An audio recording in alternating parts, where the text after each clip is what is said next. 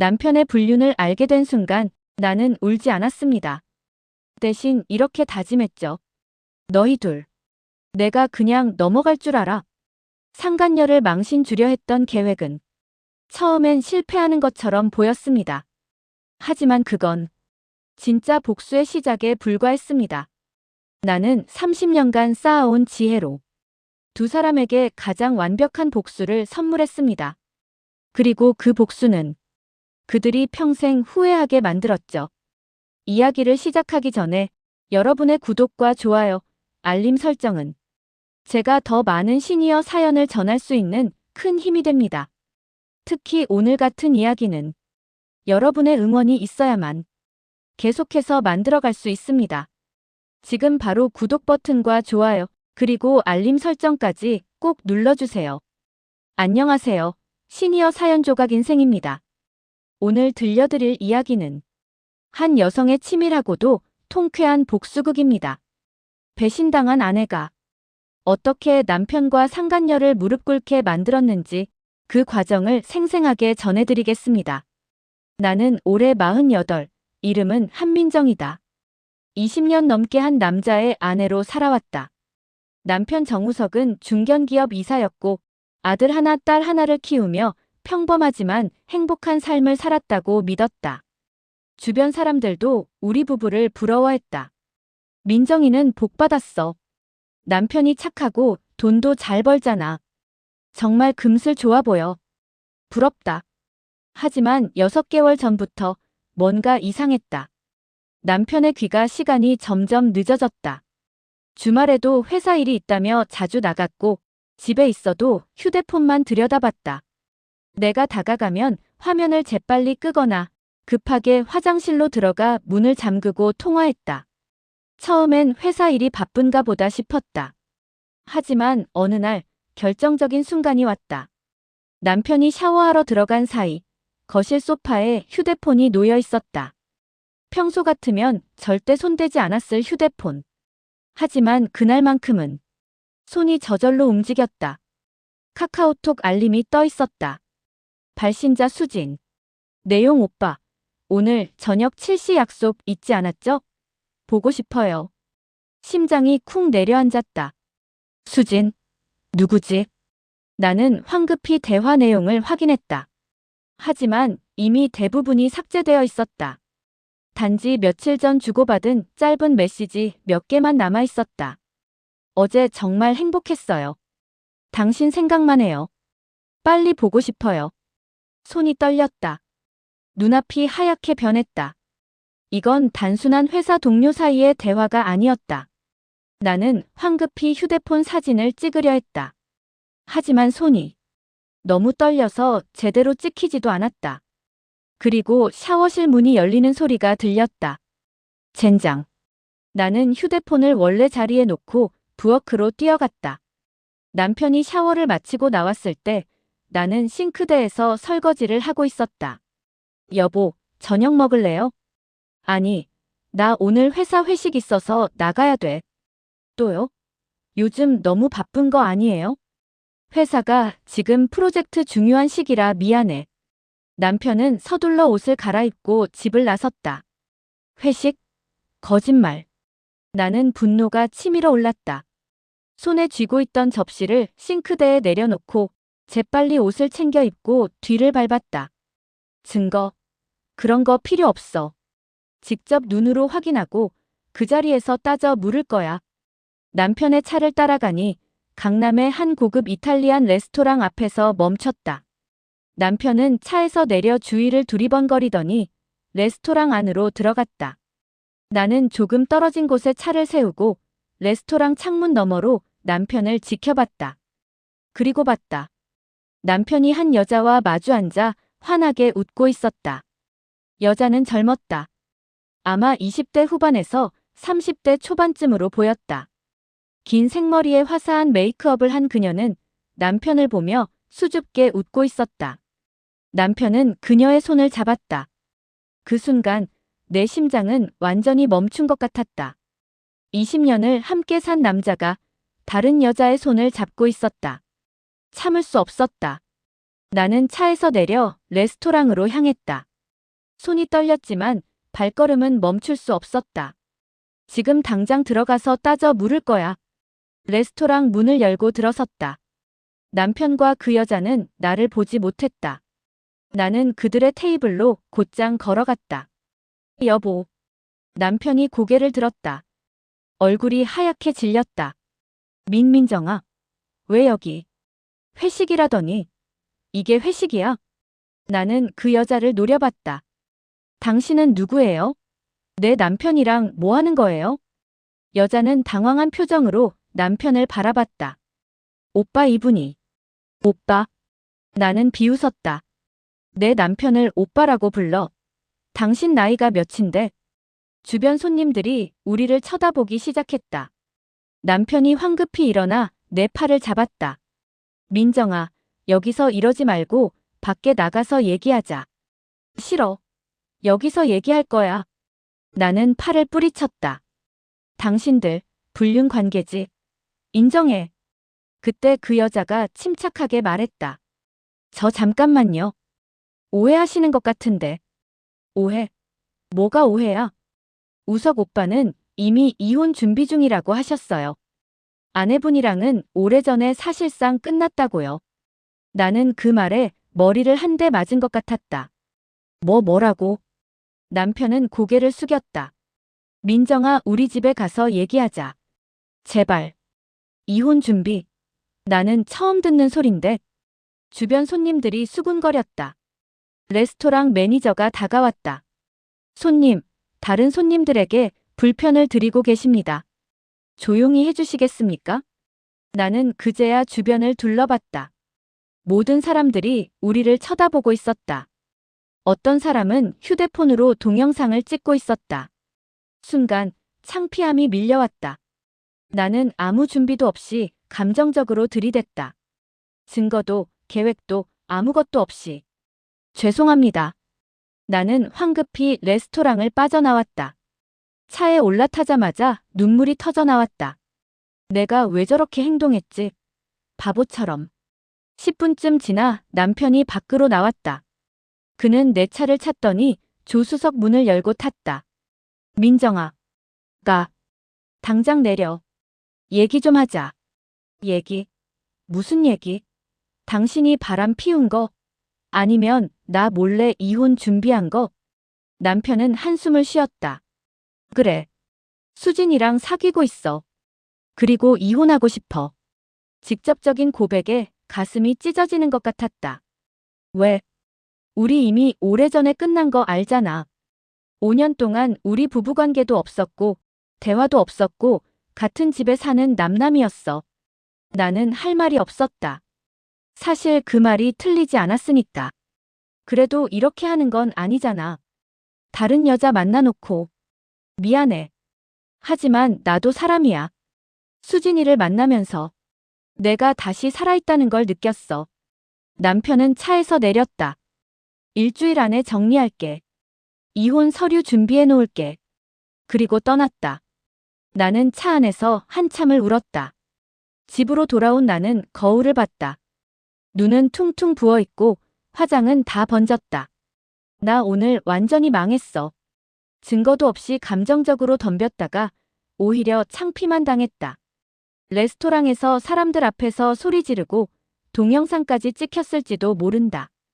그리고 무엇보다 남편은 이미 이혼 결심을 한 상태였다. 내가 너무 성급했어. 준비 없이 감정만으로. 나는 소파에 주저앉았다. 그때 휴대폰이 울렸다. 남편의 어머니, 시어머니였다. 여보세요? 민정아, 너 오늘 무슨 짓을 한 거야? 네. 우석이가 방금 전화했어. 레스토랑에서 난리를 쳤다며. 어머니. 아니, 남편이 회식하는데 왜 찾아가서 소리를 질러? 창피하게. 시어머니는 아들의 거짓말을 그대로 믿고 있었다. 어머니, 그게 아니라. 그게 아니긴. 요즘 당신이 우석이를 너무 의심하는 거 아니야?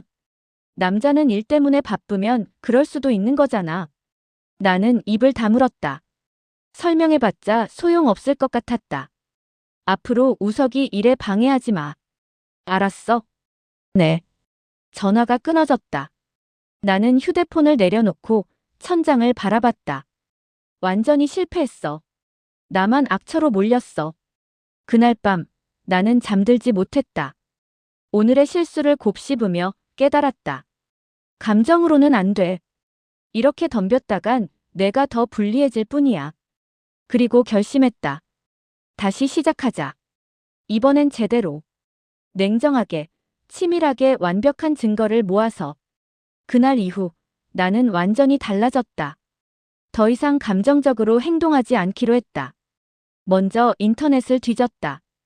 불륜 증거 수집 방법, 이혼 소송 대비법, 재산 분할 비율 모든 걸 공부했다. 그리고 깨달았다. 증거가 전부구나. 증거 없이 감정만으로 싸우면 내가 진다. 다음 날 아침, 남편이 출근하자마자 나는 움직였다. 사립탐정사무소를 검색해서 전화했다. 여보세요.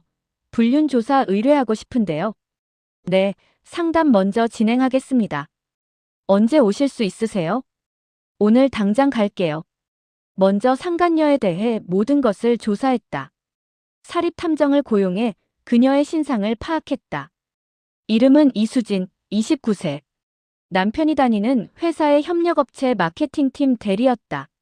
미혼이었고 강남의 작은 원룸에서 혼자 살고 있었다. SNS도 철저히 분석했다. 인스타그램 계정은 비공개였지만 페이스북은 공개되어 있었다. 그녀는 자주 카페 사진을 올렸고 친구들과의 모임 사진도 많았다. 나는 그녀가 자주 가는 카페, 맛집, 심지어 다니는 헬스장까지 모두 파악했다. 그리고 남편의 동선도 완벽하게 추적했다. 남편의 차에 GPS 추적기를 몰래 설치했다. 스마트폰에도 위치 추적 앱을 깔아뒀다. 남편은 눈치채지 못했다. 매일매일 남편과 그녀가 만나는 시간, 장소, 패턴을 기록했다. 그들은 주 23회 만났다. 주로 저녁 시간이었고 호텔은 매번 달랐다. 가끔은 그녀의 집으로 가기도 했다. 한 달 동안 증거를 모았다.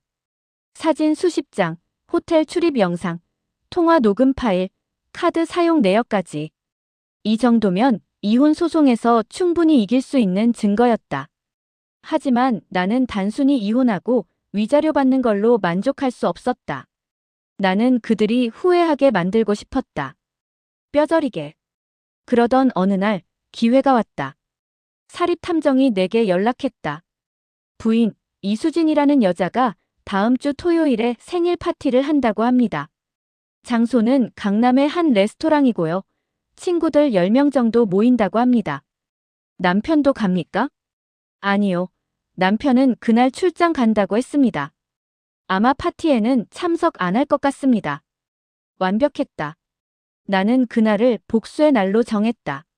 생일 파티. 친구들이 모두 모인 자리. 그곳에서 그녀의 진짜 모습을 폭로하면 그녀는 사회적으로 완전히 망신당할 것이다. 나는 치밀하게 계획을 세웠다. 먼저 증거 자료를 USB에 정리했다. 사진, 영상, 녹음 파일 모두. 그리고 그녀의 회사 상사와 인사팀 이메일 주소도 확보했다. 또한 그녀의 부모님 연락처도 알아냈다. 지방에 사시는 분들이었다. 모든 준비가 끝났다. 토요일 저녁 7시. 나는 그 레스토랑 앞에 도착했다. 검은색 원피스에 선글라스를 쓰고 침착하게 레스토랑 안으로 들어갔다. 예약석을 찾아 그녀의 테이블을 확인했다. 친구들이 모두 모여 웃고 떠들고 있었다. 이수진은 주인공답게 가운데 앉아 환하게 웃고 있었다. 나는 숨을 깊게 들이쉬고 그 테이블로 걸어갔다. 주변 사람들의 시선이 하나둘 나를 향했다. 나는 이수진 앞에 섰다. 생일 축하해요, 이수진 씨. 이수진은 고개를 들어 나를 봤다. 처음 보는 얼굴이라 당황한 표정이었다. 저 누구세요? 나는 선글라스를 벗으며 차갑게 미소 지었다. 정우석의 아내 한민정이에요. 그 순간 이수진의 얼굴이 하얗게 질렸다. 주변 친구들도 술렁이기 시작했다. 뭐야? 본처야? 헐, 대박. 나는 가방에서 태블릿을 꺼내 그녀 앞에 놓았다. 여기 증거 다 있어요. 당신과 내 남편이 호텔 들어가는 사진, 손잡고 걷는 사진, 키스하는 사진 전부요. 이수진은 말을 잇지 못했다. 나는 계속 말했다. 당신 회사 상사한테도 보낼 거고 부모님한테도 보낼 거예요. 남의 가정 파괴한 여자가 어떤 대접받는지 똑똑히 보여줄게요. 이수진의 친구들이 웅성거렸다. 야, 진짜야? 너 유부남이랑 사귄 거야? 대박, 이거 진짜 큰일 났네. 이수진은 떨리는 목소리로 말했다. 저는 몰랐어요. 우석 오빠가 이혼 준비 중이라고 했어요. 이혼 준비? 나는 비웃었다. 우리 아직 멀쩡하게 같이 살고 있는데요. 어제도 같이 아침 먹었고 오늘도 같이 저녁 먹었어요. 이게 이혼 준비 중인 부부 같아요? 이수진은 고개를 숙였다. 나는 다시 말했다. 내일까지 내 남편한테 연락 끊으세요. 그리고 다시는 접근하지 마세요. 안 그러면 당신 인생 완전히 망가뜨릴 거예요. 그리고 나는 돌아서서 레스토랑을 나왔다. 처음엔 통쾌했다. 하지만 집으로 돌아오는 차 안에서 뭔가 석연치 않은 기분이 들었다. 이혼 준비 중이라고. 남편이 그녀에게 그런 말을 했다는 게 단순한 거짓말이 아닐 수도 있다는 생각이 들었다. 그날 밤 나는 잠들지 못했다. 다음 날 아침 남편이 출장에서 돌아왔다. 여보, 나왔어. 응. 출장 잘 다녀왔어요? 응. 피곤하네. 남편은 평소와 다름없이 행동했다. 하지만 나는 알고 있었다. 이제 곧 이수진이 남편에게 연락할 것이라는 걸. 과연 오후 2시쯤 남편의 휴대폰이 울렸다. 남편은 화면을 보더니 황급히 화장실로 들어갔다. 나는 귀를 기울였다. 여보세요? 뭐? 본처가 찾아왔다고. 진정해, 진정하라고. 내가 처리할게. 통화가 끝나고 남편은 창백한 얼굴로 나왔다. 여보, 나 급하게 회사 가봐야 할 것 같아. 무슨 일인데요? 프로젝트에 문제가 생겼어. 금방 올게. 남편은 서둘러 나갔다. 나는 그의 뒤를 다시 밟았다. 남편은 회사가 아니라 한강 근처 카페로 갔다. 그곳에서 이수진을 만났다. 나는 차 안에서 두 사람을 지켜봤다. 이수진은 울고 있었다. 남편은 그녀를 달래며 뭔가 설명하는 듯 했다. 대화가 길어졌다. 약 1시간쯤. 그리고 남편이 이수진의 손을 잡으며 진지하게 말하는 모습이 보였다. 나는 그 장면을 모두 촬영했다. 드디어 두 사람이 헤어졌다. 이수진은 택시를 타고 떠났고 남편은 차에 올라탔다. 하지만 남편은 집으로 오지 않았다. 대신 법무법인으로 향했다. 법무법인? 나는 깜짝 놀랐다. 남편이 로펌에 들어간 지 30분 후 나는 그 건물 로비에서 기다렸다. 남편이 나왔을 때 그의 손에는 서류 봉투가 들려 있었다. 나는 직감적으로 알았다. 이혼 서류다. 심장이 쿵 내려앉았다. 남편은 정말로 이혼을 준비하고 있었던 것이다. 그날 밤 남편이 집에 돌아왔다. 나는 거실 소파에 앉아 그를 기다리고 있었다. 여보, 우리 얘기 좀 해요. 남편은 피곤한 표정으로 소파에 앉았다. 무슨 얘기? 나는 태블릿을 꺼내 오늘 찍은 사진들을 보여줬다. 이거요. 당신이 이수진이랑 만난 거. 그리고 법무법인 간 거. 남편의 얼굴이 굳었다. 어떻게 알았어? 당신 뒤를 밟았어요. 한 달 넘게요. 남편은 한숨을 쉬었다. 그래, 이제 말해야겠네. 남편은 가방에서 서류 봉투를 꺼내 내 앞에 놓았다. 이혼 협의서야. 이미 변호사랑 상담 끝났어. 나는 손이 떨렸다. 왜 이혼하려는 거예요? 남편은 나를 똑바로 쳐다봤다. 민정아, 우리 이미 오래전에 끝난 거 알잖아. 무슨 소리예요? 당신은 나한테 관심도 없잖아. 5년 동안 우리 부부관계도 없었고 같은 집에 살지만 남남처럼 지냈잖아. 나는 할 말을 잃었다. 사실 그 말이 완전히 틀린 건 아니었다. 결혼 생활이 지루해진 건 나도 느꼈다. 대화도 줄었고 스킨십도 없어졌다. 남편은 회사 일에만 몰두했고 나는 아이들 뒷바라지에만 집중했다. 어느새 우리는 부부가 아니라 그냥 같이 사는 동거인이 되어 있었다. 남편이 말을 이었다. 수진이를 만나면서 나는 처음으로 내가 살아있다는 걸 느꼈어. 누군가 나한테 관심 갖고 나를 좋아해주는 사람이 있다는 게 너무 좋았어. 나는 눈물이 났다. 그래서 날 버리고 그 여자 선택하는 거예요? 버리는 게 아니야. 우리 결혼은 이미 끝났어. 이제 서로 놔주자. 위자료랑 재산 분할 다 공정하게 할게. 아이들도 내가 키워. 나는 고개를 저었다. 싫어요. 이혼 안 해요. 민정아. 당신이 뭘 잘못했는지 똑똑히 보여줄 거예요.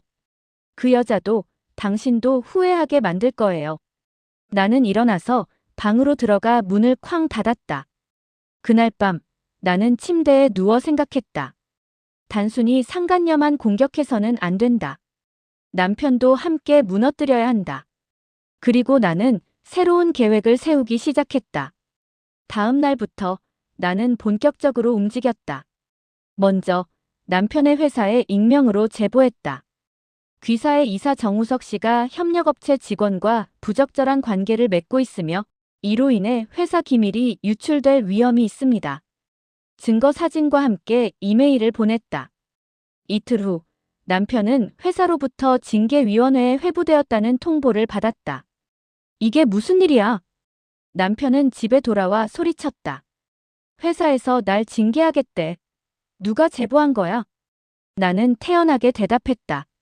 글쎄요. 당신이 한 짓을 다른 사람도 알고 있었나 보죠. 남편은 분노로 얼굴이 일그러졌다. 당신이 한 거지. 당신이 회사에 제보한 거지. 증거 있어요? 난 아무것도 안 했어요. 남편은 더 이상 말하지 못했다. 일주일 후 남편은 회사에서 강등 조치를 받았다. 이사에서 부장으로. 연봉도 30% 삭감됐다. 남편은 완전히 무너졌다. 이게 다 당신 때문이야. 내 탓이요? 당신이 바람 피운 게 내 탓이에요? 이혼하자. 당장. 싫어요. 당신이 먼저 잘못해놓고 이혼하자고. 절대 안 해요. 나는 냉정하게 말했다. 이혼하고 싶으면 재산의 70% 내놓으세요. 그리고 위자료 5억. 그럼 이혼해줄게요. 10억? 미쳤어? 당신이 잘못한 거잖아요. 법적으로 내가 유리해요. 변호사 상담 받아보세요. 남편은 벽에 주먹을 쳤다. 하지만 나는 흔들리지 않았다. 그리고 나는 이수진도 가만두지 않았다. 그녀의 회사에도 익명으로 제보했다. 귀사의 직원 이수진이 거래처 임원과 부적절한 관계를 맺고 있으며 이는 회사 이미지에 악영향을 끼칠 수 있습니다. 증거자료와 함께 인사팀에 이메일을 보냈다.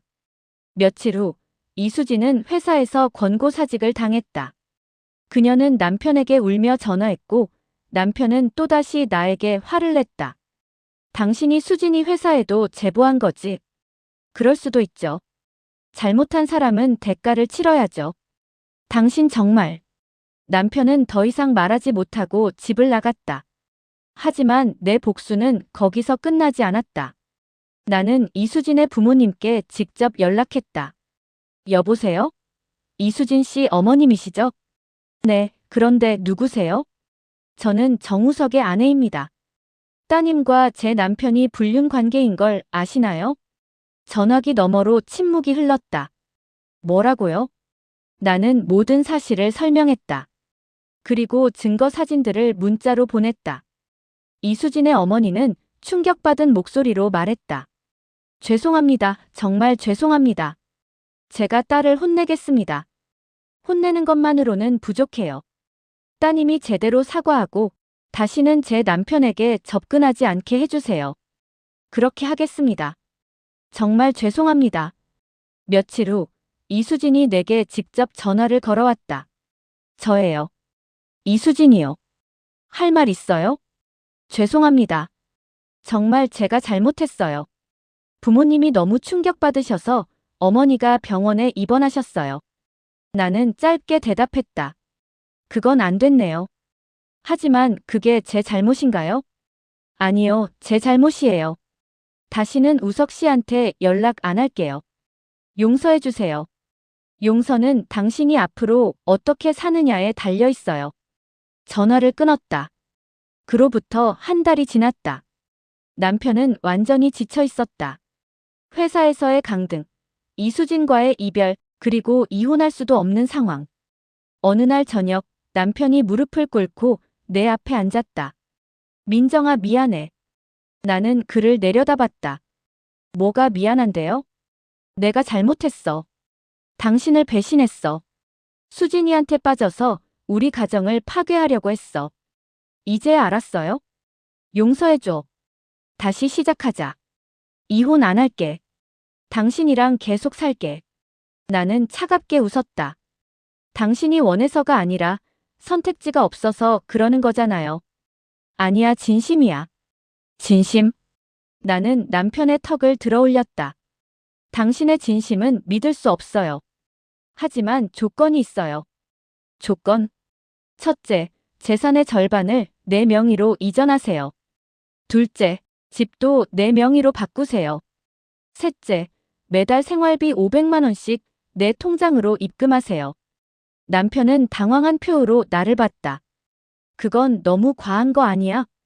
과해요? 당신이 한 짓에 비하면 아무것도 아니에요. 싫으면 이혼하시든가. 남편은 고개를 숙였다. 알았어. 그렇게 할게. 좋아요. 그럼 내일 변호사 사무실 가서 계약서 작성해요. 그로부터 3개월이 지났다. 재산의 절반은 내 명의가 되었고 집도 내 이름으로 바뀌었다. 매달 500만 원씩 내 통장으로 들어왔다. 남편은 완전히 순종적으로 변했다. 퇴근하면 바로 집에 왔고 휴대폰도 내게 보여줬다.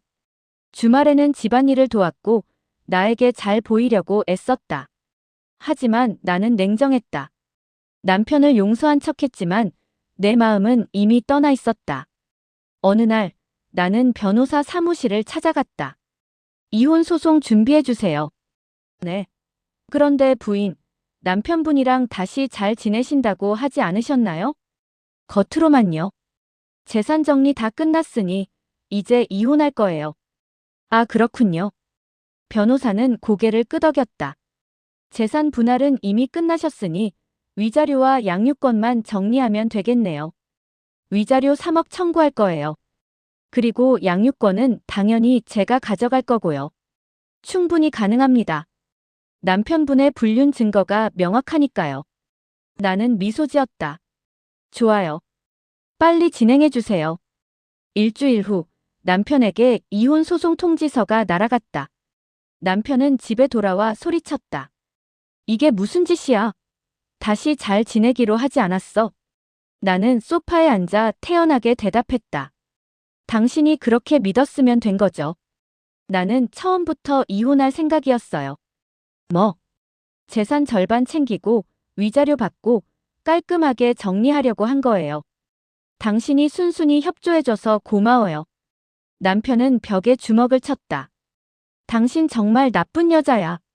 나쁜 여자? 나는 웃었다. 바람 피운 사람이 누군데요? 가정 파괴하려고 한 사람이 누군데요?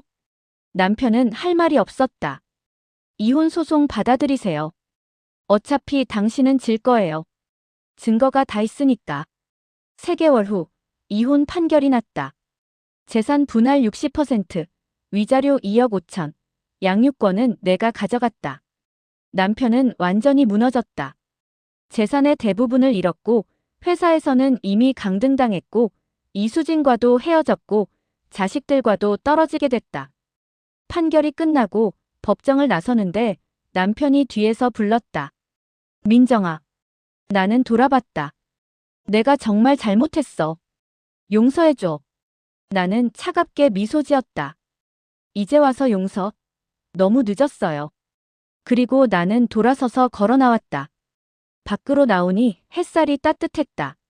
나는 깊게 숨을 들이쉬었다. 자유로웠다. 그로부터 6개월이 지났다. 나는 새로운 삶을 살기 시작했다. 아이들과 함께 작은 카페를 차렸다. 평소 꿈꾸던 일이었다. 엄마, 오늘 손님 많이 왔어요. 딸이 환하게 웃었다. 그래, 우리 딸. 고마워. 아들도 주말마다 와서 도와줬다. 엄마, 이혼 잘한 것 같아요. 엄마가 훨씬 밝아지셨어요. 그래. 엄마도 그래. 나는 진심으로 행복했다. 어느 날 카페에 낯선 남자가 들어왔다. 아메리카노 한 잔 주세요. 네, 잠시만요. 커피를 만들어주는데 그 남자가 말을 걸었다. 사장님이세요? 여기 분위기 참 좋네요. 감사합니다. 혼자 운영하세요? 아이들이랑 같이요. 아, 그렇군요. 남자는 미소 지으며 명함을 건넸다. 저는 출판사 편집장인데요. 혹시 사장님 이야기 책으로 내보시는 거 어때요? 제 이야기요? 네. 아까 딸분이랑 얘기하시는 거 들었는데 이혼 후에 새로운 삶을 시작하신 것 같던데 요즘 그런 이야기 많이 찾거든요. 나는 잠시 생각하다가 말했다. 괜찮을 것 같은데요? 그럼 다음 주에 한번 미팅하시죠. 네, 좋아요. 그렇게 나는 내 이야기를 책으로 냈다.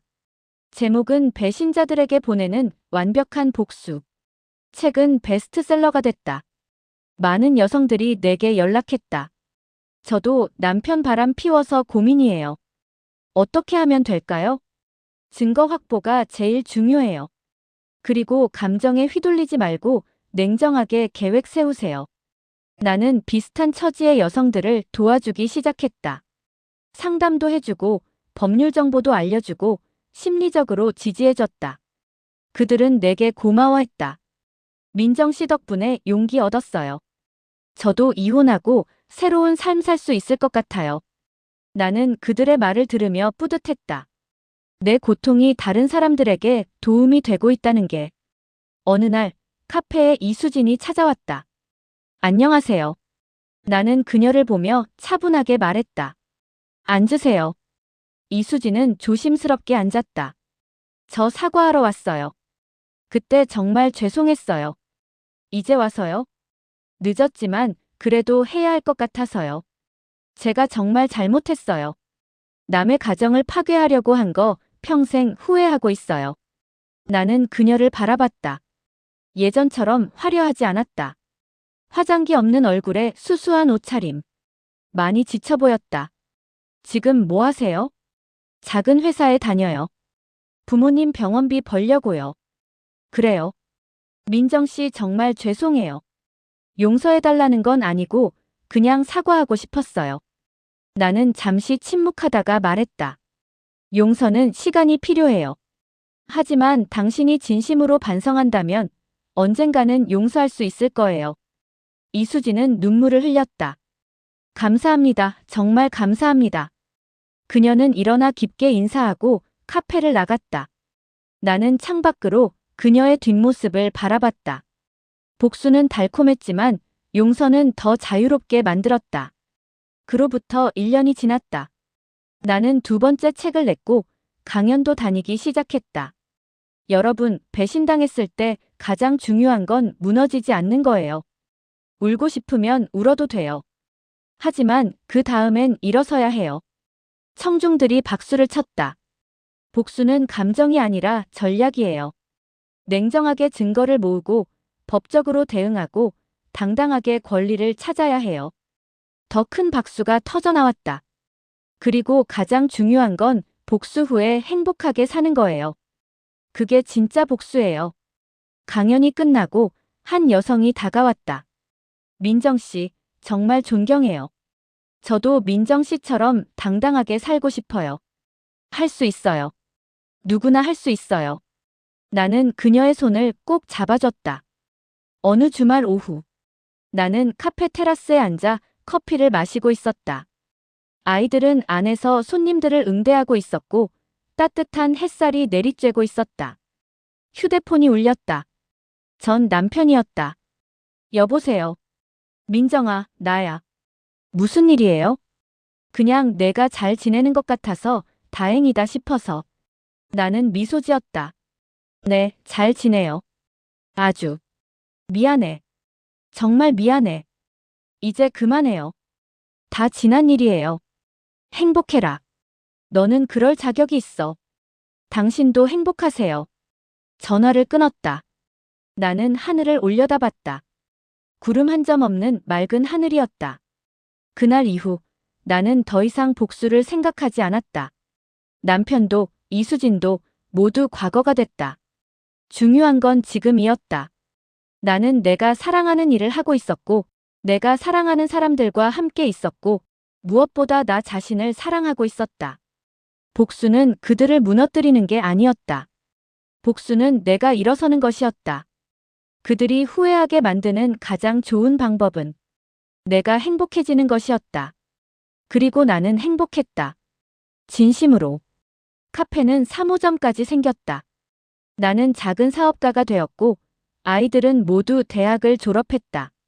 딸은 내 곁에서 카페를 함께 운영했고 아들은 로펌 변호사가 되어 이혼 상담을 도와주었다. 엄마, 오늘 상담 의뢰 10건이나 왔어요. 그래. 맞네. 다들 엄마 책 읽고 용기 얻었대요. 나는 뿌듯하게 웃었다. 어느 날 길을 걷다가 우연히 전 남편을 마주쳤다. 민정아. 안녕하세요. 남편은 많이 늙어 보였다. 머리는 반쯤 희끗희끗해졌고 얼굴엔 주름이 가득했다. 잘 지내? 네, 잘 지내요. 나 요즘 혼자 자취하면서 살아. 외롭더라. 그래요. 너는 정말 잘 됐다. 카페도 잘 되고 책도 내고 대단해. 감사해요. 남편은 잠시 망설이다가 말했다. 내가 정말 바보였어. 너 같은 여자 놔두고. 나는 그의 말을 막았다. 이제 그만해요. 다 지난 일이에요. 서로 행복하게 삽시다. 그래. 행복해라. 남편은 고개 숙여 인사하고 떠났다.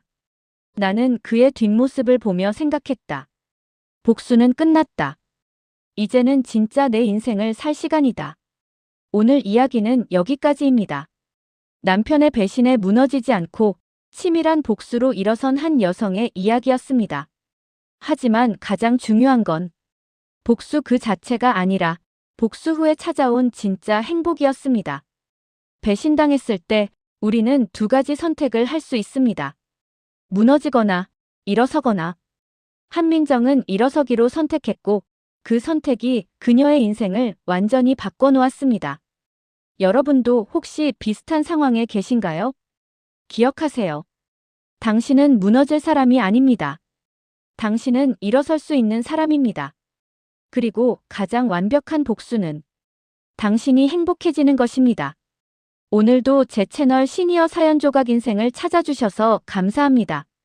여러분의 삶의 조각들이 아름다운 이야기로 완성되길 바라며 다음 이야기로 또 찾아뵙겠습니다. 구독과 좋아요, 알림 설정 잊지 마시고 여러분의 소중한 이야기도 댓글로 들려주세요. 감사합니다.